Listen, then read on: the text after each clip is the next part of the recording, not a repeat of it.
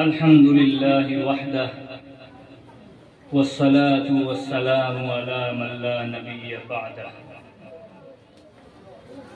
أما بعد فأعوذ بالله من الشيطان الرجيم بسم الله الرحمن الرحيم إن تنصروا الله ينصركم ويثبت أقدامكم صدق الله ومولانا العظيم۔ کب یاروں کو تسلیم نہیں، کب یاروں کو تسلیم نہیں، کب کوئی عدو انکاری ہے، اس کوئے طلب میں ہم نے بھی دل نظر کیا جانواری ہے۔ جب ساز سلاسل بجتے تھے ہم اپنے لہو میں سجتے تھے، جب ساز سلاسل بجتے تھے ہم اپنے لہو میں سجتے تھے، وہ ریت ابھی تک باقی ہے، وہ رسم ابھی تک جاری ہے۔ جب پرچمے جاں لے کر نکلے ہم خاک نشیں مقتل مقتل، جب پرچمے جاں لے کر نکلے ہم خاک نشیں مقتل مقتل، اس وقت سے لے کر آج تلک جلاد پر ہیبت طاری ہے۔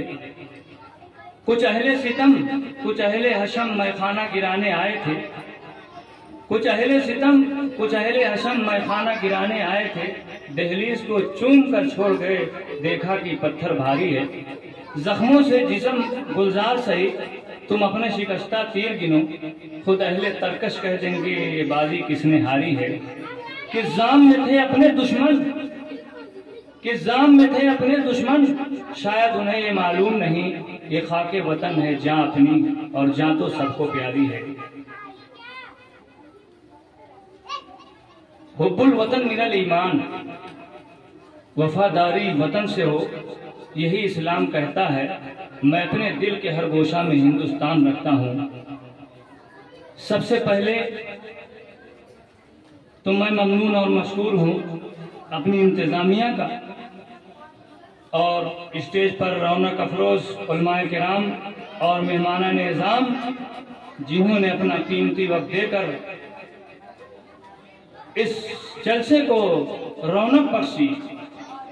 آج ہم کو اور آپ کو سب کو یہ بات معلوم ہے کہ ہندوستان آج کے دن آزاد ہوا، بڑی طویل جد و جہد کے بعد یہ نعمت حاصل ہوئی، جس کے لیے ہمارے اکابر ہمارے اسلاف نے بے شمار قربانیوں کا نذرانہ پیش کیا، جان و مال کی قربانی دی، تختہ دار پر لٹکے پھانسی کے پھندے کو پوری جرأت اور حوصلے کے ساتھ گلے لگایا، قید و بند کی صعوبتیں برداشت کی، اور یہی نہیں آخر میں میدان جنگ میں کود پڑے اور غیر ملکیوں کو ملک سے نکلنے پر مجبور کر دیا۔ لیکن غیر ملکی حکمرانوں نے اپنے اقتدار کو باقی رکھنے کے لیے طرح طرح کی چالیں چلی، تدبیریں کی، تحریکیں چلائی، لڑاؤ، راج کرو، حکومت کرو، اس کا ابھیان چلایا، اور یہی نہیں چلتی ہوئی ٹرینوں سے باشندگان وطن کو پھیر دیا، گولیوں سے ان کے سیروں کو چھلنی کیا، توپوں کے سامنے کھڑا کر کے ان کے جسموں کو اڑایا۔ یہی نہیں بلکہ ان کے جسموں پر سور کی چربی مل کر اور آگ لگا دیا۔ یہی نہیں بلکہ ان کے جسموں کو نظر آتش کیا گیا۔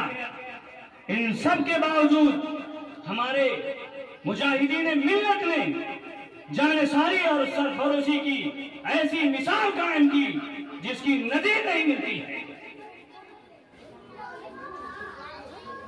یہ کہہ رہے تھے اپنے دل کے حال سے سرفروشی کی تمنا اب ہمارے دل میں ہے، دیکھنا ہے زور کتنا بازوئے قاتل میں ہے۔ سامعین کرام،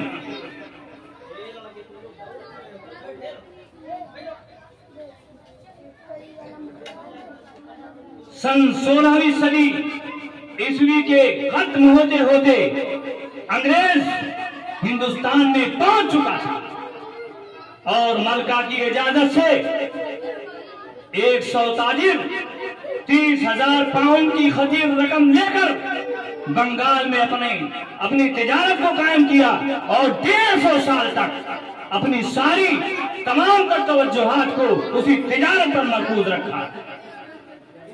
میں آپ حضرات کے سامنے اپنے اکابر کی ایک ہلکی سی جھلک پیش کر رہا ہوں، مختصر بھی عرض نہیں کر رہا ہوں۔ بہرحال اس نے بنگال کو اپنا مرکز بنایا۔ جب اورنگزیب عالمگیر رحمت اللہ علیہ کی حکومت ختم ہوئی اور معظم شاہ کی بھی سلطنت کا زوال ہو گیا، مغلیہ دور ٹمٹمانے لگا اور طواف الملوکی، انارکی اور خواہشوں کا دورہ شروع ہو گیا۔ انگریز جان رہا تھا، اس نے اپنے اصلی چہرے کو ظاہر کیا اور حکومت میں مداخلت شروع کر دی۔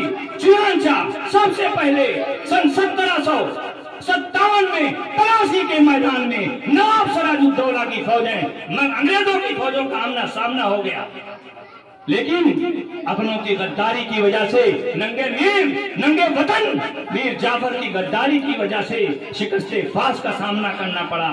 اس کے بعد پورا بنگال انگریز کی دیوانی میں چل گیا۔ پھر نواب شجاع الدولہ کی فوجوں سے مقابلہ ہوا، یہاں تک انگریز آگے بڑھتے گئے۔ شیر میسور ٹیپو سلطان شہید رحمت اللہ علیہ کی شہادت کے بعد انگریز بہت تیزی کے ساتھ ہندوستان کے دوسرے صوبوں پر قبضہ کرتا رہا۔ ایک وقت آیا کہ دہلی کے دارالسلطنت پر بیٹھ گیا اور نام کی مغلیہ سلطنت باقی رہ گئی۔ انگریز کی بڑھتے ہوئے قدم کو اور اس کے اثر و رسوخ کو اگر کوئی سمجھنے والا تھا تو سب سے پہلے یہی علماء کرام تھے۔ حضرت مولانا شاہ ولی اللہ صاحب محدث دہلوی رحمت اللہ علیہ کی عبقری شخصیت ہے، جنہوں نے پوری دور اندیشی کے ساتھ اصلاح کے اصول بیان کیے اور ایک طریقہ کار متعین فرمایا اور باشندگان وطن کے خلاف بنائے گئے اصولوں کو بالا کرنے کی تلقین کی۔ چنانچہ آپ کے نقش قدم پر آپ کے فرزند اکبر نے حضرت مولانا شاہ عبدالعزیز صاحب محدث دہلوی رحمت اللہ علیہ نے اس مشن کو پورا کیا اور مولانا عبدالحی صاحب برہانوی کی مشاورت میں علماء کی ایک جماعت تشکیل کی جو ملک کے کونے کونے میں پہنچ گئی اور آزادی کا ماحول گرم کر دیا۔ ہر طرف آزادی کی صدا آ رہی تھی، ایک بازار کا نام تھا۔ اس کے بعد آپ نے ایک تاریخی سال جہاد کا فتح صادر کیا۔ یہ جنگل کی آگ کی طرح ملک کے کونے کونے میں پہنچ گئے۔ چنانچہ سن 1718 عیسوی میں سب سے پہلے مجاہدین کی جماعت سید احمد شہید رائے بریلی رحمت اللہ علیہ کی قیادت میں جہاد کے لیے نکلی اور آپ نے صوبہ سرحد کو اپنا مرکز بنایا چند وجوہات کی بنا پر، لیکن چونکہ پنجابی راجا انگریزوں کے پٹھو تھے، شاہ صاحب سمجھ گئے، اس لیے ان کے پاس پیغام کا نوا بھیجا کہ دیکھو ہم کو ملک کی قیادت نہیں کرنی ہے، ہمیں ملک پر حکومت نہیں کرنی ہے، ہم فتح کر کے ملک تمہارے ہاتھ میں دے دیں گے۔ لیکن یہ غدار انہیں کی چاپلوسی کرتے رہے اور وفاداری نہ کی۔ آخری کار سن 1831 میں سید احمد شہید رحمت اللہ علیہ بالا کوٹ کے میدان میں شہید ہو گئے۔ لیکن یہ بھی سلسلہ ایسا ہی گرم رہا اور گرم ہوتا چلا گیا۔ مجاہدین گوریلا جنگ لڑتے رہے، تیاری کرتے رہے۔ آخر کار سن 1857 میں بنفس نفیس خود علماء کرام نے جنگ میں حصہ لیا اور حضرت مولانا رشید احمد صاحب گنگوئی، حضرت مولانا قاسم صاحب نانوتوی، حضرت مولانا اسلامی علی صاحب، حاجی سید الطائفہ حاجی امداد اللہ صاحب مہاجر مکی رحمت اللہ علیہ کے ہاتھ پر بیعت کیا جہاد پر بیعت کرنے کے بعد سب سے پہلا حملہ جو کیا گیا شیر علی کی سڑک پر، الحمدللہ مجاہدین کو فتح اور کامیابی ملی۔ پھر دوسرا حملہ شاملی کے میدان میں دوسری جنگ ہوتی ہے، اس میں بھی الحمدللہ فتح اور کامیابی ہوتی ہے۔ پتہ چلا کہ توپ خانہ سہارنپور سے آ رہا ہے، راستے میں باغ پڑتا تھا۔ حضرت مولانا رشید احمد صاحب گنگوئی 40-50 مجاہدین کے ساتھ اچانک توپ خانے پر حملہ کیا۔ سارا توپ خانہ تتر بتر ہو گیا اچانک فائرنگ کی وجہ سے۔ چنانچہ اس جنگ میں حافظ ضامن کو شہید کر دیا گیا۔ حافظ حسن عسکری کو لا کر انگریزوں نے گولی مار دی۔ مولانا رشید احمد صاحب گنگوئی مظفر نگر کے جیل میں چلے گئے۔ مولانا قاسم صاحب نانوتوی مصلحت کے تحت روپوش ہو گئے۔ پھر بھی یہ جنگ رکی نہیں، پوری طریقے سے ایسی ہی تیاری چلتی رہی اور علماء کرام ملک کے چپے چپے میں جہاد کا بازار گرم کر دیا۔ اس کے بعد دارالعلوم دیوبند کی بنیاد رکھی گئی، جمعیت علماء کا قیام کیا گیا اور جمعیت علماء کے فنڈ سے مہاتما گاندھی اور راجہ مہندر سنگھ کو پورے ملک کا دورہ کرایا گیا۔ پورے ملک کا دورہ کرایا گیا اور برادران وطن کو ساتھ لے کر آزادی لڑی گئی۔ الحمدللہ پورے ملک سے انگریز نکلنے پر مجبور ہوا اور بھاگ کھڑا ہوا۔ یہ ہمارے وہ علماء، اللہ نے ان کو وقت پر بیدار کیا تھا۔ یہ ہند میں سرمایہ، ملت کی نگہبان، اللہ نے بروقت کیا ان کو خبردار، اللہ نے ان کو وقت پر بیدار کر دیا تھا۔ آج جو ہم لوگ آزادی کی سانس لے رہے ہیں یہ انہی کا احساس ہے۔ جب پڑا وقت گلستہ کو تو خون ہم نے دیا، جب پڑا وقت گلستہ کو تو خون ہم نے دیا۔ جب بہار آئی گلشن میں تو کہتے ہیں کہ اب تیرا کام ہے۔ ان کی آزادی کو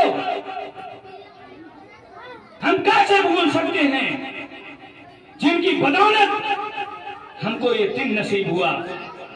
اور میں یہ کہنا چاہتا ہوں ملت اسلامیہ کے غیور نوجوانوں، تم ذرا غور کرو، ہمارے اکابر نے کتنی محنتیں کی۔ اس بر میں جنوں کے دیوانے ہر راہ سے پہنچے یزداں تک، اس بر میں جنوں کے دیوانے ہر راہ سے پہنچے یزداں تک۔ ہے عام ہمارے افسانے دیوار چمن سے زندہ تک، جدھر چلتے تھے الحمدللہ، جس طرف قدم اٹھاتے تھے الحمدللہ دریا بھی راستہ چھوڑ دیتا تھا۔ سر نگوں پر بت ہوا، راہ دریا بن گیا، منزلوں میں پاؤں چومے، روح جدھر ہم نے کیا۔ یہ زمین کے آسمان میں تھے ہمارے تذکرے، مشعل ساتھ لے کر جب سفر ہم نے کیا۔ باعمل تھے، نور ایمان کا دلوں میں شوق تھا، مار کا تب کیسرو کسرا کا سر ہم نے کیا۔ یاد رکھیے، میں آپ کی خدمت میں ایک بات عرض کرنا چاہتا ہوں، ان کی تعریف کے لیے تو بہت سارا وقت درکار ہے، لیکن آپ نے کبھی غور کیا کہ ہمارا کیا کام ہے اور ان کا کیا کام تھا؟ کیا ہم اپنے اکابر کے نقش قدم پر ہیں یا نہیں؟ کان کھول کر سن لیجئے، اللہ رب العزت نے ارشاد فرمایا ان تنصروا اللہ ینصرکم، اگر تم اللہ کے دین کی مدد کرتے رہو گے تو اللہ تمہاری مدد کرے گا، وَيُثَبِّتْ أَقْدَامَكُمْ، اور تمہارے قدموں کو جما دے گا، ثابت قدم رکھے گا۔ خدا کا وعدہ ہے، فرمان اٹل ہے قدرت کا، ایک آن نہ بدلا جائے گا۔ ما يبدل القول لدي وما انا بظلام للعبید۔ سورج اپنی جگہ چھوڑ سکتا ہے، مشرق کے بجائے مغرب سے نکلنا ممکن، چاند ستارے اپنی جگہ چھوڑ سکتے ہیں، زمین آسمان وقت سے ٹل سکتے ہیں، لیکن فرمان خدا بندی ٹل جائے یہ ناممکن۔ جب اللہ کا وعدہ ہے تو آخر آج ہمارے جلسے جلوس، ہماری یہ تحریر و تقریر، ہماری کانفرنسیں، ہماری یہ مقالے، ہماری یہ مضمون نگاری، ہماری یہ جماعتیں جو اتنی محنت کر رہی ہیں، آج ان کا رزلٹ کیوں نہیں آ رہا ہے؟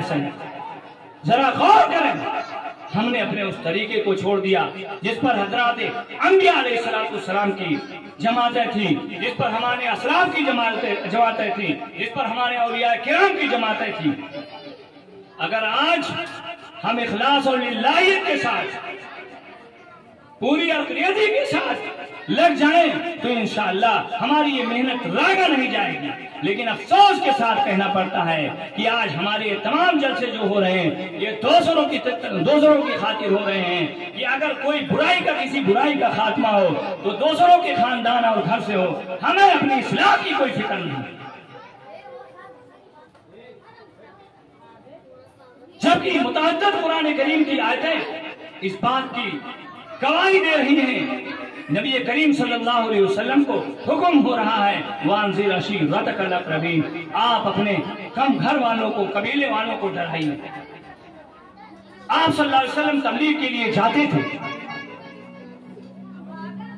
تو لوگ یہ کہتے تھے کہ پہلے اپنے قبیلے کی خبر لیجیے۔ چنانچہ آپ صلی اللہ علیہ وسلم نے سب سے پہلے دن کی جو دعوت دی وہ اپنے قبیلے کو دی۔ اگرچہ اس وقت لوگ نہیں مانے لیکن اسلام دھیرے دھیرے آپ کے قبیلے میں داخل ہوتا رہا، اور ایک وقت آیا الحمدللہ قرآن نے اعلان کیا يَدْخُلُونَ فِي دِينِ اللَّهِ أَفْوَاجًا۔ آپ کو اپنی فکر تھی، آپ کو اپنے کنبے قبیلے کی فکر تھی۔ یعقوب علیہ السلام، ابراہیم علیہ السلام، قرآن کہہ رہا ہے وَوَصَّىٰ بِهَا إِبْرَاهِيمُ بَنِيهِ وَيَعْقُوبَ يَا بُنَيَّ إِنَّ اللَّهَ اصْطَفَىٰ لَكُمُ الدِّينَ، اے میرے بیٹو تمہارے لیے دین کو منتخب کیا گیا ہے، تم دین اسلام پر مانو۔ ان کو اپنے بیٹوں کی فکر تھی، اپنے خاندان کی فکر تھی، اپنے کنبہ قبیلے کی فکر تھی، لیکن آج ہماری فکر دوسروں کے لیے ہو گئی۔ اس لیے والدین کا یہ حق بنتا ہے کہ جا کر اپنے گھرانوں میں اپنے اولاد کی، اپنے بیوی بچوں کی تربیت کریں، اور جب ان کی تربیت کریں گے اور ایک اسلامی ماحول پیدا ہوگا تو انشاءاللہ العزیز یہی بچے ہمارے آگے چل کر ہمارے معاون اور مددگار ہوں گے۔ اپنی تاریخ کو مت بھلاؤ میرے محترم بزرگوں اور دوستو، آج بھی اپنے کردار اور عمل سے پہچانا جاتا ہے۔ نبی پاک صلی اللہ علیہ وسلم کے زمانے میں، صحابہ کے زمانے میں سب سے پہلے نمبر پر عمل اور کردار تھا۔ آدمی صاحب کردار اگر ہوتا ہے، اس کی آواز میں، گفتار میں اثر ہوتا ہے۔ آپ صاحب کردار بنیے۔ دوسرے نمبر پر تقریر و تحریر، وعظ و نصیحت تھی۔ آج میں کہنا چاہتا ہوں اپنے واعظین سے، اپنے مقررین سے، اپنے مصلحین سے کہ آج ہم لوگ اس بات کا تہیہ کر لیں کہ انشاءاللہ العزیز سب سے پہلے اپنی خبر لیں گے، اپنی اصلاح کی فکر کریں گے، اپنے گھرانوں کی اصلاح کی فکر کریں گے، قرآن کے اعلان کے مطابق قُوْ أَنفُسَكُمْ وَأَهْلِيكُمْ نَارًا پر عمل کریں گے۔ انشاءاللہ آج ہمارا وہ لٹا ہوا قافلہ پھر انشاءاللہ کھڑا ہو جائے گا اور اپنے اصلی مقصد کی طرف لوٹ آئے گا۔ اور یاد رکھیے اس مشن سے ہٹ کر اگر ہم لوگ ایسے ہی محنت کرتے رہے تو ہم لوگوں کی کبھی بھی کامیابی نہیں ہو سکتی ہے۔ بہرحال باتیں بہت ہیں اور وقت بھی کچھ زیادہ ہو چکا ہے، اس لیے میں انہی چند باتوں پر اپنی تقریر کو ختم کرتا ہوں۔ دعا کریں اللہ تعالی ہمیں اور آپ کو کہنے سننے سے زیادہ عمل کرنے کی توفیق عطا فرمائیں۔ آمین۔ وآخر دعوانا ان الحمد للہ رب العالمین۔